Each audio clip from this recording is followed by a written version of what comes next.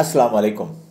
हमारी आज की वीडियो है स्पीच डिसऑर्डर पर, जिसमें हम इमरान रियाज खान को जो बोलने में दुश्वारी आ रही है उस पर बात करेंगे। इमरान रियाज खान एक दर्दमंद इंसान, एक आइकॉनिक जर्नलिस्ट और एक इन्फ्लुएंशियल यूट्यूबर जो कुछ महीने पहले तक अपनी गरजदार आवाज़ में जब बोलते थे तो एक दुनिया उनको सुनती थी, जिनकी स्किल, जिनका आर्ट ही बोलकर अपनी राय का इजहार करना था। लेकिन अब ऐसा नहीं है, उन्हें बोलने में मुश्किलात का सामना है।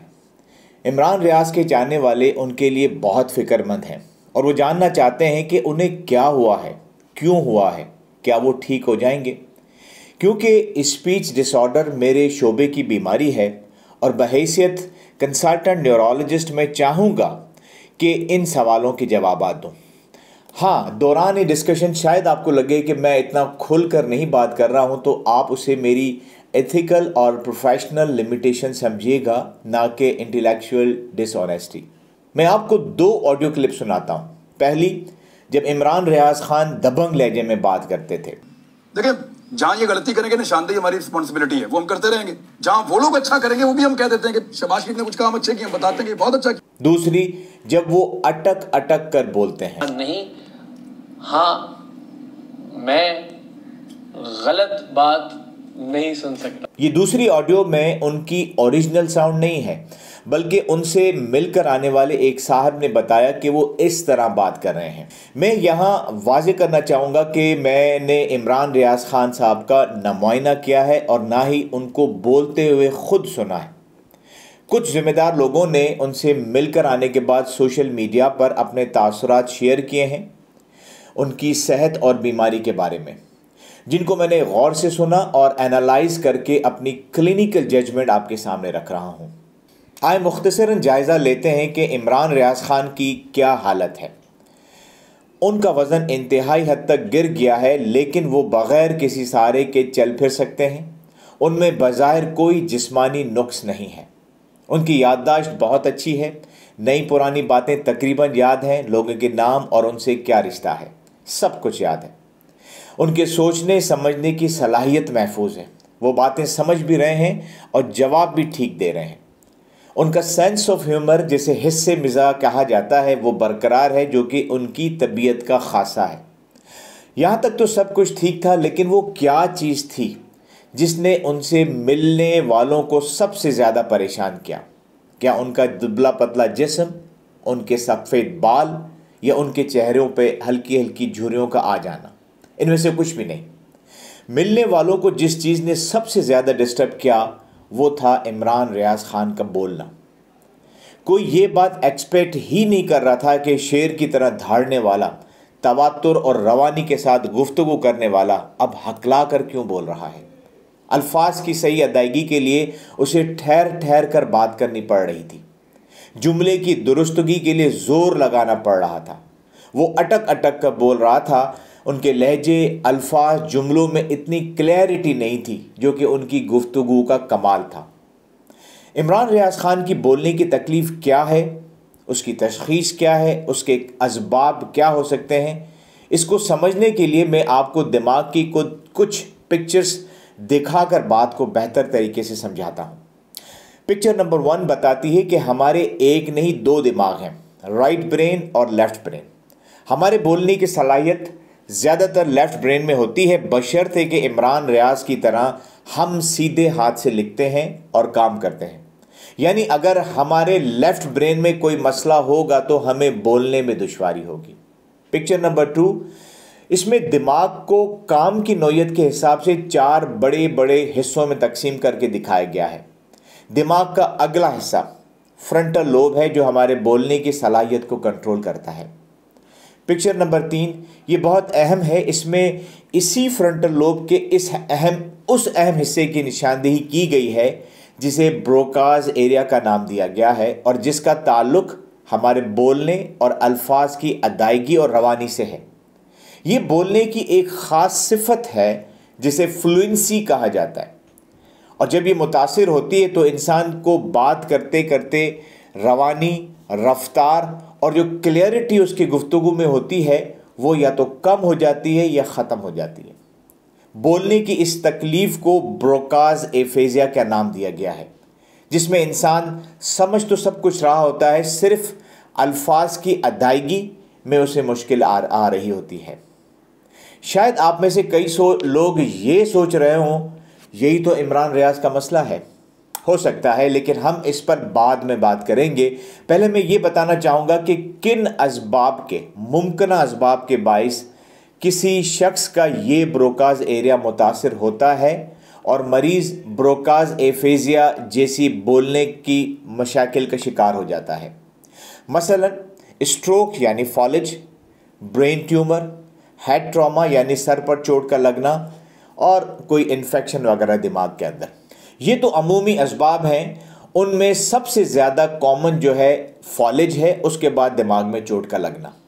लेकिन नाजरीन, मखसूस हालात में हम और असबाब पर भी नज़र रखते हैं और उनको कंफर्म करने के लिए टेस्ट वगैरह भी भेजते हैं। मसलन अगर कोई शख्स हमारे पास आता है जिसको नशे की बीमारी है, तो हम उसके अंदर ड्रग्स लेवल चेक करते हैं। बाज़ औक़ात मरीज़ किसी ऐसी जगह रह रहा हो जहाँ की मिट्टी या पानी में जहर, खुसूसन आर्सेनिक पॉइजनिंग का खदशा हो, तो उसे भी टेस्ट के ज़रिए कंफर्म किया जाता है। लेकिन ये सारे स्पेशल सर्कमस्टेंसेस में होता है। इस तमाम बहस के बाद सवाल उठता है कि क्या इमरान रियाज को ब्रोकाज एफेजिया हो गया है? इसका जवाब हम आगे चल कर देंगे। पिक्चर नंबर 4, ये पिक्चर भी पिक्चर 3 की तरह बहुत अहम है। ये पिक्चर दिमाग के उस हिस्से को जाहिर करती है जिसे हम लिम्बिक सिस्टम का नाम देते हैं, और ये हमारी याददाश्त, जज्बात और एहसासात को कंट्रोल करते हैं। इस हिस्से को दिमाग का इमोशनल सेंटर भी कहा जाता है। शदीद जहनी या नफ्सियाती दबाव की सूरत में दिमाग का यही हिस्सा मुतासिर होता है, जिसके नतीजे में इंसान नफ्सियाती मसाइल का शिकार हो जाता है। आइए समझते हैं कि दिमाग का ये इमोशनल पार्ट कैसे मुतासिर होता है। एक इस्तिलाह है साइकियाट्रिक ट्रॉमा और दूसरी है साइकियाट्रिक टॉर्चर। पहले इनको समझते हैं, फिर बात करेंगे कि क्या इमरान रियाज के अंदर इस फैक्टर को सोचना चाहिए। साइकियाट्रिक ट्रॉमा वो हादसे होते हैं जो आपको जहनी तौर पर इतना मुतासिर करते हैं कि आप नफ्सियाती मसाइल का शिकार हो जाते हैं। मसलन आप शदीद दबाव, शदीद डिप्रेशन या खौफ की हालत में आ जाते हैं, जैसा कि आपका कोई प्यारा मर गया, किसी ने धोखा दे दिया, आपको किसी शदीद रोड ट्रैफिक एक्सीडेंट का सामना करना पड़ गया वगैरह वगैरह। जबकि इसके बरक्स साइकियाट्रिक ट्रॉमा वो गैर इंसानी नफ्सियाती हुर्बे हैं जो किसी इंसान पर मखसूस मकासद के हुसूल के लिए आजमाए जाते हैं। माज़ी करीब में गवांतानामो बे और अबू गरीब जेल के कैदी इस किस्म के टॉर्चर का शिकार रहे हैं। जहाँ तक शदीद डिप्रेशन, खौफ, एंजाइटी का ताल्लुक़ है, तो ये समझ में आता है कि ये नफ्सियाती मसाइल हैं। लेकिन क्या बोलने में दुश्वारी को भी नफ्सियाती मसला समझ सकते हैं? तो जवाब है यस।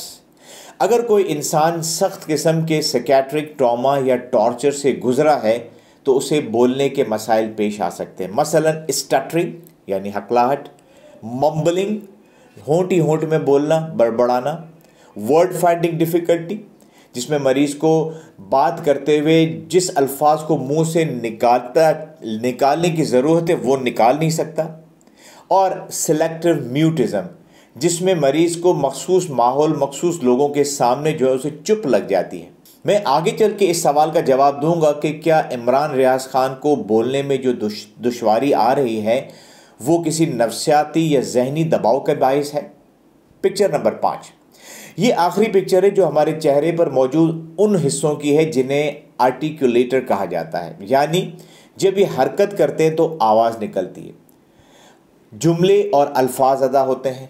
मसलन हमारे होंठ, ज़बान, हल्क, जबड़े और चेहरे पर मौजूद मसल्स, इनमें से किसी में भी कोई मसला हो तो बोलने में दुश्वारी आ सकती है।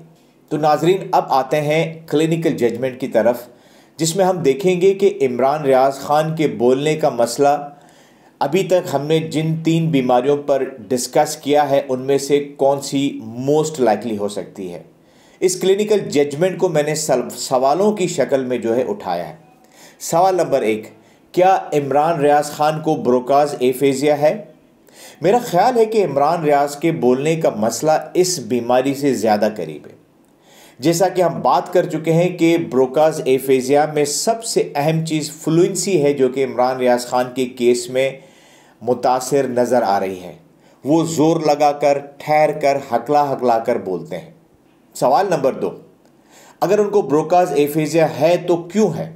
क्या अपनी गुमशुदगी के दिनों में उनको फॉलेज हो गया, कोई दिमाग का इन्फेक्शन हुआ, ब्रेन ट्यूमर खुदा न खास्ता उनको हुआ, या सर पे कोई चोट लगी, या कोई अनयूजुअल रीज़न जैसा कि ड्रग या टॉक्सिन का एक्सपोजर रहा? देखिए, इस सवाल का जवाब मुश्किल भी है और आसान भी। मुश्किल इसलिए कि मेरे पास इमरान रियाज के बारे में महदूद इन्फॉर्मेशन है। अगर मैं इनका डॉक्टर होता तो यकीनन उनसे लिए गए इंटरव्यू, जिसे हम हिस्ट्री टेकिंग कहते हैं, मुझे बहुत सारी इन्फॉर्मेशन मिल सकती थी। इस सवाल का जवाब आसान इसलिए है कि मेडिकल साइंस बहुत तरक्की कर गई है। एमआरआई ब्रेन से उनके फॉलेज, ब्रेन ट्यूमर, सर पर चोट का पता लग सकता है, जबकि ब्लड और यूरिन के टेस्ट के से हम उनके अंदर अगर कोई ड्रग या पॉइजन का मामला है तो उसका सुराग भी मिल सकता है। सवाल नंबर 3, क्या इमरान रियाज के बोलने का मसला नफ्सियाती हो सकता है? इस सवाल का जवाब नाजरीन इंतहाई मुश्किल है, क्योंकि ब्रोकाज एफेजिया की तरह इस चीज़ को प्रूव करने के लिए कोई लेबॉर्ट्री टेस्ट नहीं है। अगर बिलफर्ज मिहाल इमरान रियाज खान अपनी गुमशुदगी के दौरान किसी साइकोलॉजिकल ट्रॉमा या टॉर्चर से गुजरे भी हैं, तो ये सिर्फ उनसे ली गई हिस्ट्री और उनकी साइकोलॉजिकल इवेल्यूशन से ही पता चल सकता है।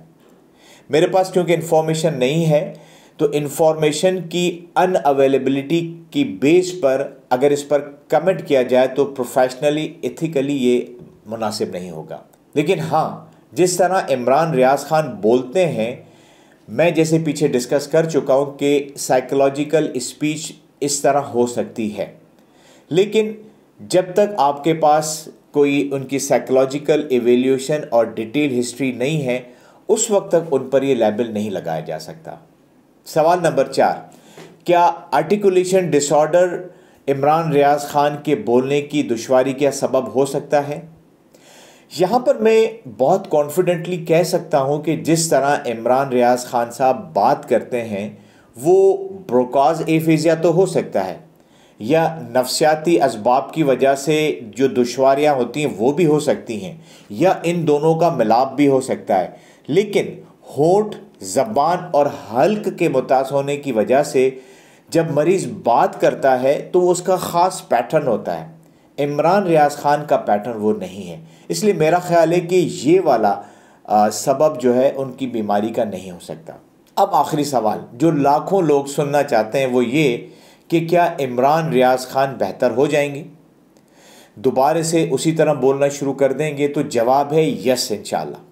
मैं इस बारे में बहुत पुरुमीद हूँ, क्योंकि जो 2 बीमारियाँ हम सोच रहे हैं, ब्रोकाज एफेजिया और नफ्सियाती मसाइल की वजह से जो स्पीच डिसऑर्डर हैं, ये दोनों काबिल इलाज मर्ज़ हैं जो अमूमन 2 से 4 महीने इनको सही होने में लगते हैं।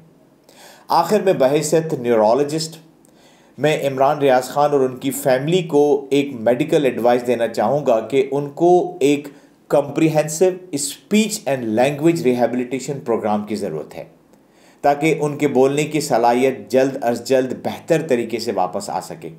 इसके लिए दुनिया में बेहतरीन सेंटर्स मौजूद हैं, आप ज़रूर उनके पास जाएं, जैसे कि अमेरिका में मायो क्लिनिक मिनीसोटा या जॉन हॉपकिंस हॉस्पिटल मैरीलैंड वगैरह। मुझे उम्मीद है कि इमरान रियाज खान की मेडिकल टीम में मौजूद सिंसियर और कॉम्पिटेंट डॉक्टर उनको मुझसे ज़्यादा बेहतर मशवरा देने की अहलियत रखते हैं। अब मैं इजाज़त चाहूँगा इस दुआ के साथ कि अल्लाह इमरान रियाज खान और तमाम बीमारों को सेहत कामिला, आजिला और मुस्तजिला अता फ़रमाए। हम सब का अल्लाह हामी और नासिर हो। अल्लाह हाफ़िज़।